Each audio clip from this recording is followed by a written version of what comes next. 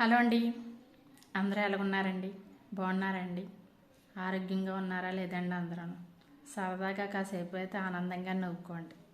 నవ్వే అందరికీ ఆరోగ్యం ఆనందం కూడానండి. ఏండి, కోరికలు అయితే అందరికీ ఉంటాయండి. అది నెరవేరేది అయితే కొందరికేనండి. ఎలాగో తెలుసా అండి? గుడికి వెళతామండి. ఏండి, దేవుడి దర్శనానికి అయితే అండి గంటల గంటల నుంచి ఉంటామండి. కానీ ఎక్కడి నుంచో వస్తారండి. వాళ్ళకి వెంటనే దర్శనం ఇస్తాడండి దేవుడు. కానీ మనకెందుకు ఇవ్వలేదనేసి మనం అనుకుంటామండి. కోరిక కూడా అలాంటిది అండి. మనం సహనంతో ఓపికతోటి ఉన్నాం అనుకోండి, ఆయన ఎప్పుడు ఇవ్వాలో, ఎక్కడ ఇవ్వాలో, ఎలాగ ఇవ్వాలో ఆయనకి తెలుసండి.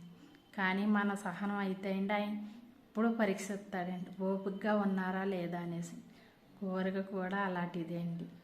సహనంతో ఓపికతోటి ఉన్నాం అనుకోండి, ఇవాళ కాతే రేపైనా సరే అండి మన కోరికలు నెరవేరుతాయండి.